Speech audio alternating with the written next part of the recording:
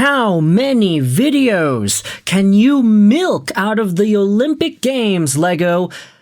I guess we're about to find out, right? Because we have made a bunch of videos over the past few days, unsurprisingly talking about the various storylines at the 2026 Milano Cortina men's ice hockey tournament.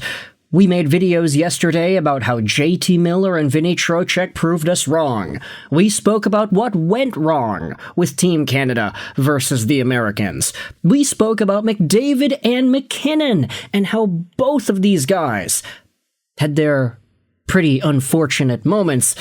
And then we made videos about Slafkovsky and the game results and the medals and the controversy, McKinnon versus Finland and whatnot. Today, though, we are diving into a different angle of everything. And I wanted to give a big shout out over to Lafreniere for MVP, in parentheses, Fire Drury. Because what they did on Twitter the other day was dive into some takeaways from the Olympic Games.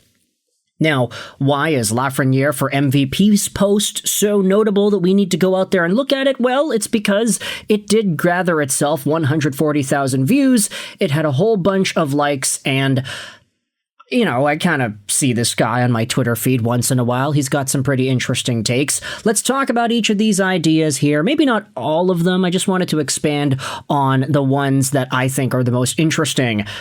The first takeaway from Laf for MVP from the Olympic Games is that Quinn Hughes and Cale Makar are officially the 1A, 1B defensemen in the NHL. I'll give the slight edge to Makar, but now it's up for debate. Well, I don't really know who was thinking that the 1A, 1B in the NHL was not Quinn Hughes and Cale Makar heading into the Olympic tournament. Yes, there were arguments to be made for guys like Zach Werenski, Schaefer even, Dahlin, Heiskanen, but I think most fans had Makar and Hughes in a 1-2, 1A, 1B classification even before the Olympic Games. If anything, this tournament pretty much just solidified that. I guess that's what he's saying essentially here. Makar for the edge, though? I don't know. He scored a pretty nice goal in the gold medal game, but made a few mistakes as well that led to 2 American goals. Second takeaway over here, Zach Werenski is the clear number 3. Sorry, Fox, Dahlin, Heiskanen. He's arguably been tops in the league the last 2 seasons ahead of Cale and Quinn.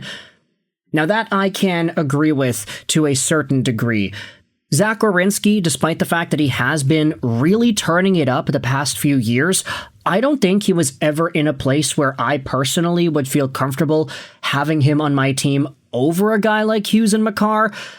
But he's certainly making it a lot closer than some of these other defensemen have the past little while, even with Adam Fox winning the Norris that he did a few years ago. 3, and this is an idea that I actually wanted to make a bigger, more expanded video about later on. Connor Hellebuyck had the choker allegations put to sleep. This game outweighed all of that easily. He is a riser when it matters now in my book. The guy shouldn't have to spend money on a drink again. Now, Connor Hellebuyck and his situation. Again, I wanted to talk a little bit more about Hellebuyck and the entire conversation of his level of greatness as an NHL goaltender, but we'll make a video about that later in today's show. Stay tuned for that at about 12 noon Pacific. The next note goes over how Dylan Larkin might be the most underappreciated player in the NHL. Consistent 70-point two-way guy who shows up when it matters, and he's a great leader too. Ah yes, it is the much-deserved Dylan Larkin praise. I know Red Wings fans were tuning in to these videos and checking in with their thoughts in the comment sections of our Olympic conversation, so I obviously appreciate that. But when it comes to D-Larks, D-Boss, he was one of these guys that I think was very underappreciated throughout the course of the Olympic tournament. He only had 3 points in 6 games played. But if I were to put a label on it, I'd say that some of these guys that probably weren't given as much love as they could have been included Dylan Larkin.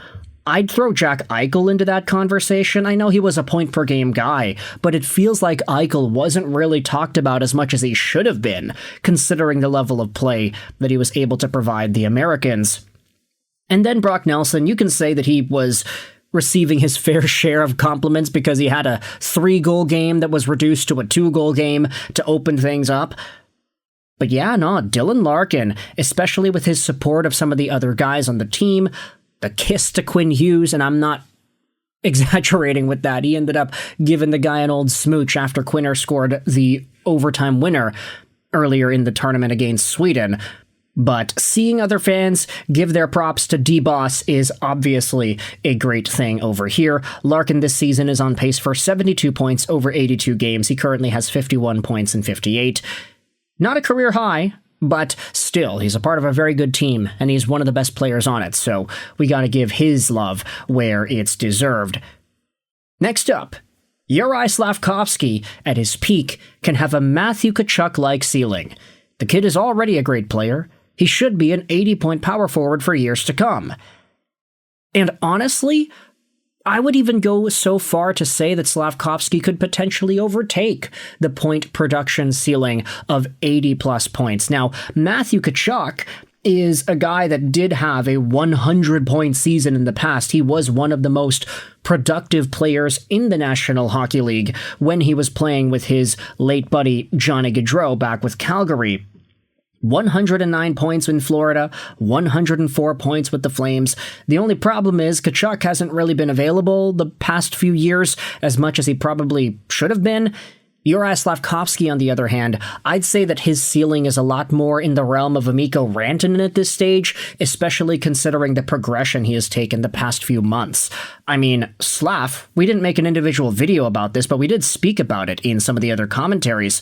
Slafkovsky was named as one of the best players at the Olympic Games this season. He was part of the Olympic All-Star team.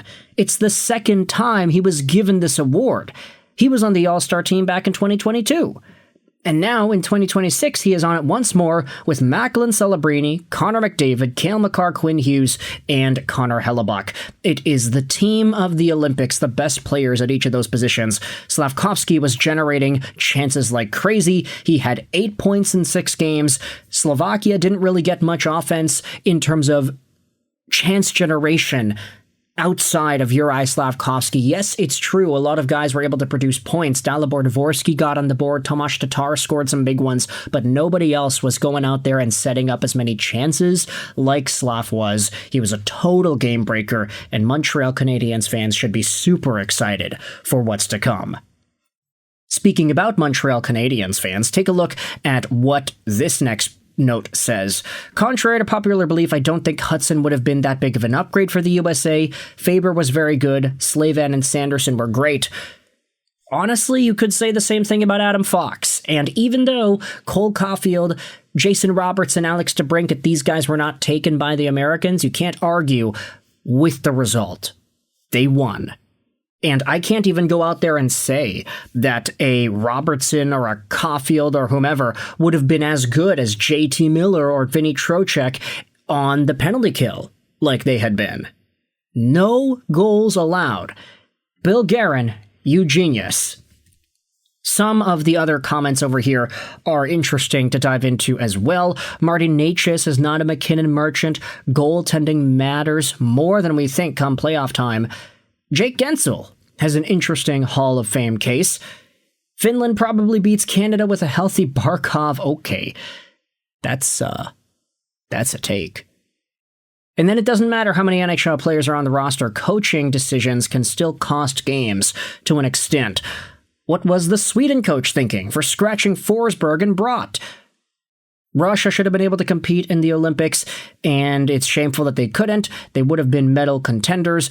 There are a number of other conversations we can have about this year's Olympic Games, but these ones I thought were the interesting ones to dive into.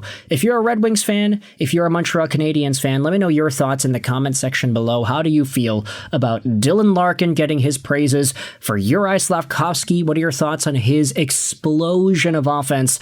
And then how do you feel about some of these extra conversations as well? Lane Hutson's omission from the team, yay or nay? Cole Caulfield?